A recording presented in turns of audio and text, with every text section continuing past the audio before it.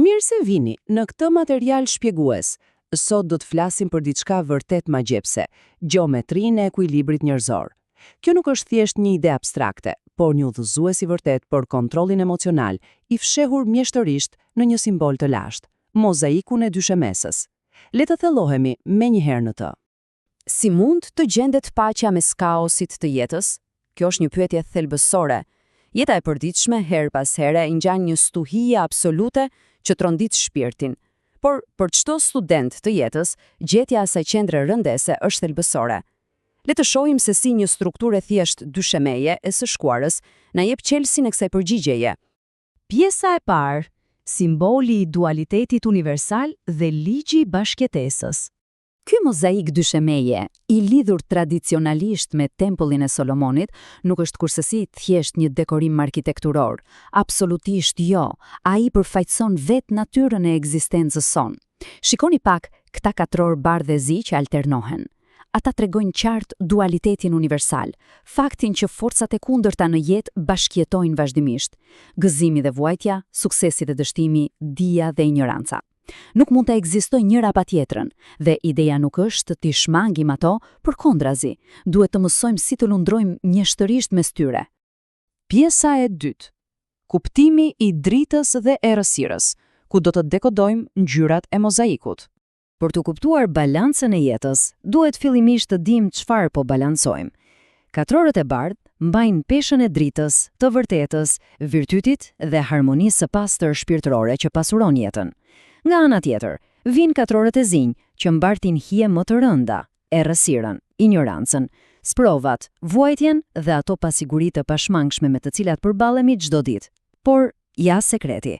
Këto nuk janë forca armike, ato janë tërësi shplotësuese. Dhe pikërisht këtu fshihet një filozofi vërtet madhështore. Urtësia qëndron te balanca. Harmonia nuk arrihet kur duke eliminuar njërin forcë, por duke gjetur ekuilibrin mes të dyjave. Ashtu si ky mozaik nuk do të merrte formë pa praninë e dy ngjyrave, ashtu edhe jeta njerëzore mbetet e zbrazët pa këtë ekuilibër të nevojshëm e të bukur.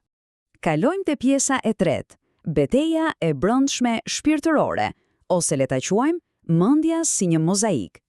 Përtej asaj që ndodh rreth nesh në botën e jashtme, betejë e vërtet zhvillohet gjithmonë brenda nesh. Drita e brendshme përfaqëson vetëdijen e thellë, ndriçimin moral dhe të njohjen e vërtetë të vetvetes, ndërsa errësira e brendshme, ajo merr formën e konfuzionit dhe atyre pasioneve të pakontrolluara që shpesh na bëjnë të humbim drejtimin.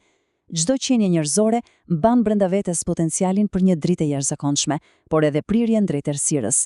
Prandaj, gjetja e ekuilibrit mbetet një sfidë e përditshme psikologjike. Kjo na fton natyrisht të reflektojmë. A mundet vërtet shpirti njerëzor ta kuptojë dritën, pa ecur më parë përmes errësirës? Mendojeni pak këtë. Urtësia dhe karakteri i palëkundur nuk farkëtohen kur në mungesë të vështirësive. Ato formohen pikërisht atëherë kur përballemi me errësirën dhe gjejmë forcën për ta kapërcyer. Pjesa e katërt, përballja me sprovat e jetës dhe ecja metaforike. Vështirësitë e përditshme nuk duhen parë si ndëshkime mizore. Absolutisht jo. Ato janë teste të domosdoshme, të strukturuara enkas për të zbuluar dobësitë dhe për të ndërtuar qëndrueshmëri. Ky rrugtim formon një rrugë me 3 hapa të qartë. E gjitha nis me kalimin nga ignoranca drejt dijes, pastaj lëm pas kaosin për të gjetur harmoninë, dhe në fund ngrihemi nga egoizmi ngushtë drejt një vetdiese të plotë. Ky është rrugtimi që secili prej nesh duhet të bëjë drejt mjeshtrisë morale. Apo kërkohet mësimi brenda çdo sfide të përditshme? Kur përballemi me dhimbjen, tendenca është të ikim e të fshihemi. Por zhvillimi i vërtet kërkon që të mos i shmangemi errësirës, por të mësojmë prej saj dhe të kërkojmë atë fije drite që fshihet pas çdo situate të vështirë. E si arrihet kjo praktikisht? Përmes ruajtjes së ekuilibrit emocional. Kjo do të thotë të kontrollojmë emocionet, të shmangim ekstremet si në mendime ashtu edhe në veprime. Do të thotë të mbajmë qetësinë kur dështojmë, por edhe kur kemi sukses.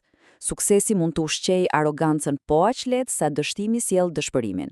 Mbajtja e një mendje të qëndërzuar është fjalë për fjalë thelbësore.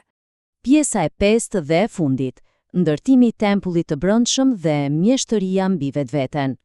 Qëllimi përfundimtar i ecjes son nëpër këtë mozaik nuk është thjesht të mbijetojmë, por të marrim kontroll të plot mbi botën tonë emocionale. Liria e vërtet fillon gjithmonë me kontrollin e brendshëm. Kush arrin të komandojë vetëm botën e jashtme, nuk është kurrë vërtet i lirë. Pika më sublime e kësaj urtësie është se sundimi mbi vetveten është ideali më i lartë, burroja më absolute kundër kaosit kësaj bote. Ky citat këtu godet vërtet në shenjë. Tempulli i vërtet nuk ndërtohet mbi tokë, por brenda shpirtit njerëzor. Dhe është kaq e vërtet. Çfarëdo që të ndodh jashtë, asgjë nuk mund të krahasohet me qëndrueshmërinë e një shpirti, ku drita dhe errësira kanë gjetur harmoni të plotë. Vetdia dhe qetësia janë, padyshim, monumentet më të mëdha që ndërtohen nga brenda. Dhe ndërsa mbyllim këtë eksplorim, mbetet kjo pyetje e fundit. Si do të zgjedh studenti jetës të ecë në rrugën e tij mbi këtë mozaik sot? Çdo ditë shkelim mbi këta katror bardhë e zi. A do të gjejmë mësimin, qetësinë dhe balancën në çdo hap? Përgjigjja e kësaj pyetjeje fshet çelësin e gjithë rrugtimit tonë të ardhshëm.